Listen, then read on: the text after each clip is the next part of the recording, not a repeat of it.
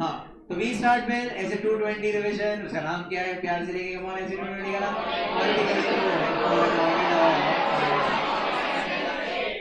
Very good. Quality control for an audit of financial statements का audit करते वक्त हमको क्या करना है, ऐसे करके आपको याद रहेगा, quality control for an audit of financial statement.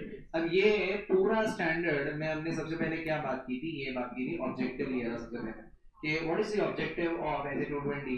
S 220 her standard auditor को क्या देता है, ड्यूटी देता है। 220 ऑडिटर को क्या ड्यूटी देता है, is to prescribe and implement. Everyone is to prescribe and implement QCPP, मतलब क्वालिटी कंट्रोल को लेकर policy procedure and engagement level that will provide the auditor with a reasonable assurance, that will provide the auditor with a reasonable assurance that the audit has complied, that the audit is complying with professional standard and the legal and regulatory requirement, and the audit report issued is appropriate in the given circumstances. Is it very clear everyone?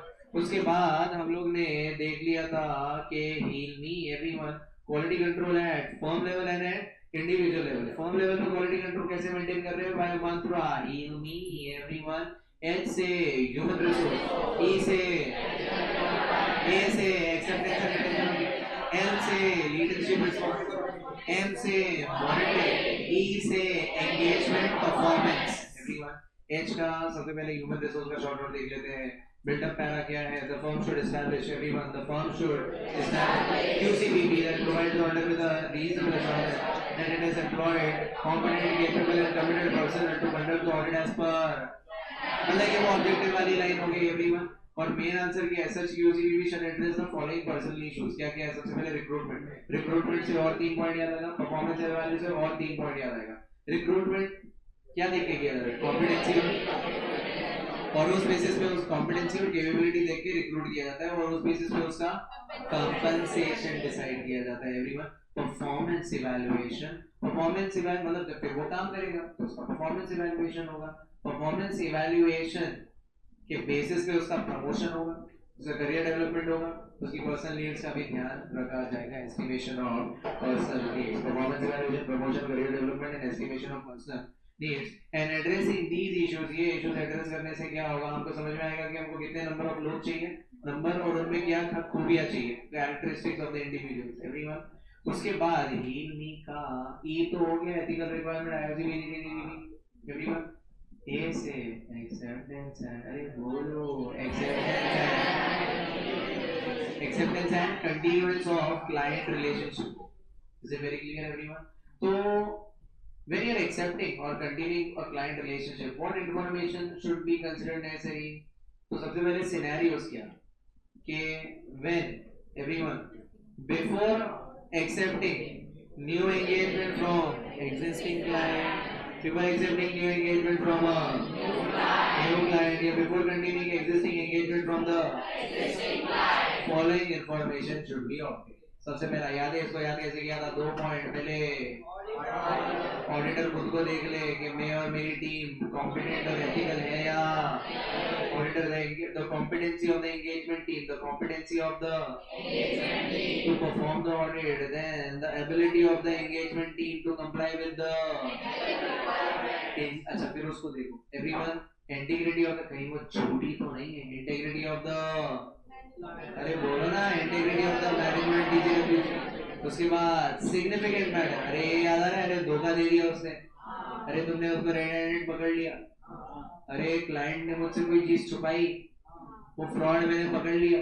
अरे everyone, significant matters arising out of the current और previous audit everyone, significant matters arising out of the current और and its implication on continuing, तो उसके consequences क्या होंगे, मेरे को relationship continue करना है या नहीं करना है, वो मैं सोचूंगा। Is it very clear everyone? Leadership responsibility, अरे हर लीडर का काम क्या है, the engagement partner has the responsibility of maintaining overall quality on each audit assigned to, as a part of this responsibility the engagement partner should emphasize the following to the team। सबसे दो point वही objective वाले, comply with SANLR और issuance of appropriate audit report, फिर comply with QCPP, और अगर कोई follow नहीं कर रहा है तो engagement team ability to raise the concern without the fear of reprisal, मतलब पनिशमेंट, डरना मत, बिंदास मेरे को बताना कोई फॉलो नहीं कर रहा है तो। और लास्ट में ब्रांच जाए पर क्वालिटी ना जाए, the fact that quality is essential to the proper performance of the audit engagement. Next is monitoring. Everyone, next is what? तो फर्म को ऐसी पॉलिसी QCB भी बनानी चाहिए जिससे उसको एक रीजनेबल एश्योरेंस मिल जाए कि वो क्या रेलेवेंट है, एडिक्वेट है, ऑपरेटिंग इफेक्टिवली एंड एवरीवन। और इसका पर्पस क्या है? मॉनिटरिंग कंप्लायंस विद QCB भी चार पर्पस है, दो ऑब्जेक्टिव्स है और दो QCB से एवरीवन के वही कंप्लायंस विद SALR हो रहा है और ऑडिट रिपोर्ट अप्रोप्रिएट इशू हो रही है और ये चेक करना है whether the quality control मतलब whether the QCBB is properly designed and implemented and whether there is a follow up, whether there is a done by appropriate firm personnel, whether there is a follow up, check करना है whether there is a follow up done by appropriate firm personnel so that the modifications are promptly फटाफट हो रहे हो QCBB में कि एक appropriate firm का बंदा अपॉइंट हुआ है कि नहीं फॉलो अप करने के लिए everyone। Next and the last one of Heal Me is engagement performance. Again, इसका पूरा build-up para is just similar to objective के the firm should establish QCBB that provides a reasonable assurance that कि वो पूरा objective वाला line है। Is it very clear everyone? और following matters address होने चाहिए कि how the teams are briefed, how the engagement teams are to obtain the understanding of their work and what are the processes by which they are complying with SA, what are the processes by which they are conducting supervision, training, coaching, what are the methods of review, for the audit and then the appropriate documentation of the work performed. Is it very clear everyone? इसी के साथ हमने heal मी के short notes खत्म कर लिए। फिर एक इंडिविजुअल वाला था कि इंडिविजुअल लेवल पे ऑडिट कैसे परफॉर्म करना है। तो डेलीगेशन, डायरेक्शन, सुपरविजन अपलोड हो जाएगी, don't worry. Delegation, direction, supervision है रिव्यू और इसका पूरा शॉर्ट नोट किया था। Is it very clear everyone के you should delegate the work to articles, ensure कि वो लोग ड्यू केयर से काम कर रहे हैं by competent person and he should give the direction to the articles कि उनके रोल्स क्या है, उनकी रिस्पॉन्सिबिलिटी क्या है, उनके ऑब्जेक्टिव्स क्या है और एंटिटी के बारे में भी समझा देंगे। अरे एवरीवन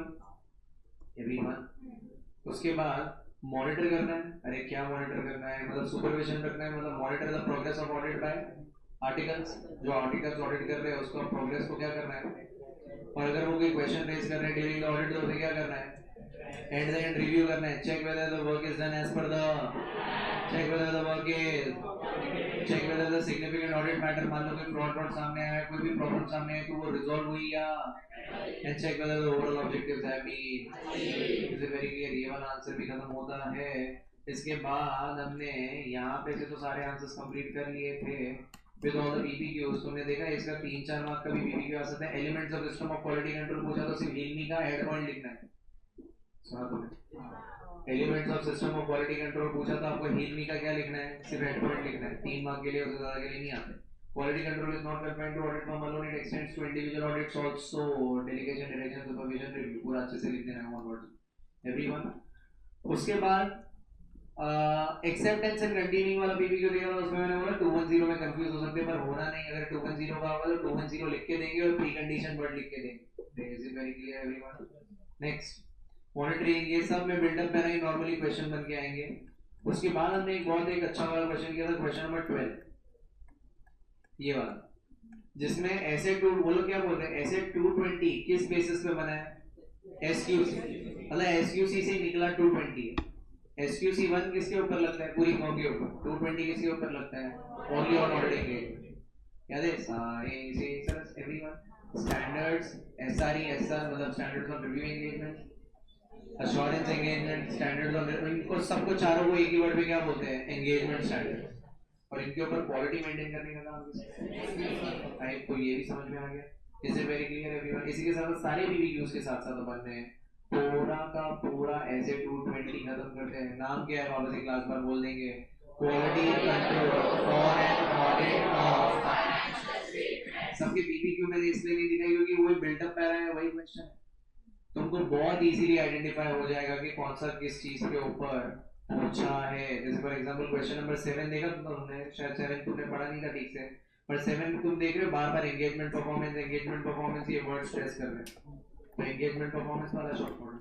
अरे एवरीवन इसमें देखो बार बार ये वर्ड देखेंगे, sufficient personal, competence, capability. Everyone personal word देखेंगे तो समझ जाना कि ह्यूमन रिसोर्स वाला शॉर्ट फॉर्म। अरे एवरीवन क्वेश्चन नंबर 4 में बार बार तुम्हें क्या दिखे? क्वेश्चन नंबर 4 किसके ऊपर है? Leadership responsibility. क्या तुम्हें दिख रहा है? रिस्पांसिबिलिटी लो। देखो बिल्डअप पैरा लिख के दे दिया वो लोग ने बार बार। Is it very clear everyone? फिर तुम्हें मॉनिटरिंग वाला शॉर्ट नोट भी देखो, उसमें भी बार बार मॉनिटरिंग का बिल्टअप पैरा ही लिख के दिया है, समझा? कि ये चेक करना है कि quality control relevant adequate operating effectively है कि नहीं, वो सब मॉनिटरिंग कंप्लायंस दिख रहा है तुम्हें? मॉनिटरिंग कंप्लायंस इससे बहुत ही इजीली क्लिक हो जाएगा। और एक्सेप्टेंस एंड कंटिन्यूइंग में भी लिखा हुआ है एक्सेप्टेंस एंड कंटिन्यूइंग वाली वर्ड्स, समझा क्या? तो बड़े आराम से पूरा 220 रिवाइज कर सकते हो। हम लोग ने ये कर लिया है सिर्फ 10 मिनट के अंदर guys. Is it very clear everyone? और इसी के साथ साथ थैंक यू सो मच, आज का लेक्चर भी रैप अप करते हैं हम लोग।